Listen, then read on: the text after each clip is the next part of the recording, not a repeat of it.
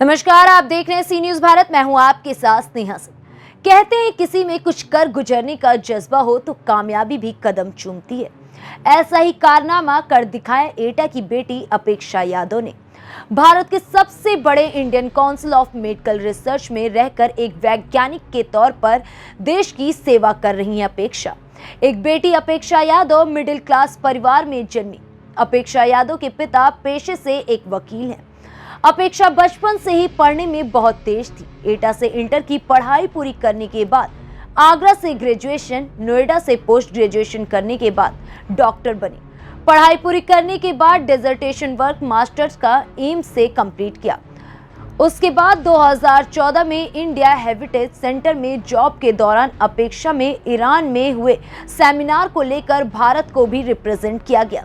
आज अपेक्षा एक वैज्ञानिक के तौर पर भारत के सबसे बड़े research centre Indian council of medical research में जॉब कर रही हैं और डायबिटीज को लेकर उनकी रिसर्च चल रही है।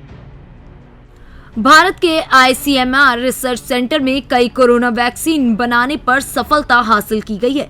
एटा जनपद वासियों को अपेक्षा पर गर्व है कि उनके द्वारा एटा जैसे जनपद से निकलकर देश के नंबर 1 रिसर्च सेंटर में एक वैज्ञानिक के तौर पर वहां काम कर रही हैं।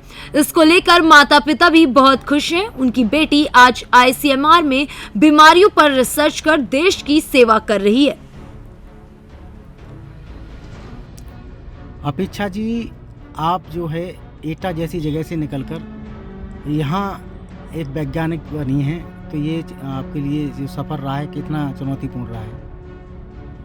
देखिए, हर लड़की के लिए, हर लड़की के लिए क्या, हर लड़के के लिए, हर सबके लिए जो बच्चा पैदा होता है वो एक गोल लेके पैदा होता है और हर किसी के गोल्स होते हैं। बाकी कुछ किस्मत होती है और कुछ अपनी मेहनत होती है। जैसे कि मैं एटा शहर से बिलोंग करती हूँ। मैंने वहाँ से अपनी पढ़ाई कंप्लीट करके मैंने आगरा से ग्रेजुएशन कंप्लीट किया, फिर पोस्ट ग्रेजुएशन मैंने नोएडा से कंप्लीट किया।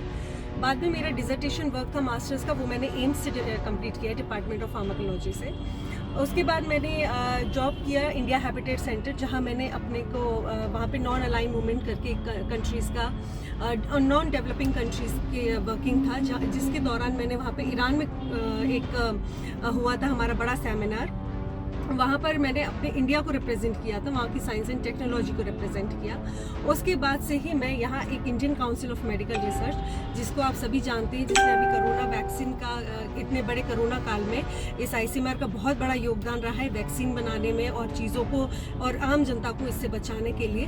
तो मैं यहाँ पर वर्किंग हूँ और यहाँ पर मैं as a diabetes research work को देखती हूँ। एक एटा जैसी जगह से यहाँ तक पहुँचना अपने आप में वैसे ही चुनौतीपूर्ण हो जाता है, तो इसको लेके आप क्या कहेंगे? इसका बस सीधा है कि यहाँ पे मेरे मम्मी पापा का बहुत बड़ा योगदान रहा, जिन्होंने मुझे आज इस काबिल बनाया है कि आज मैं यहाँ पर हूँ, देश की राजधानी और एक देश के सबसे बड़े एक इंस्टीट्यूट में वर्किंग हूँ।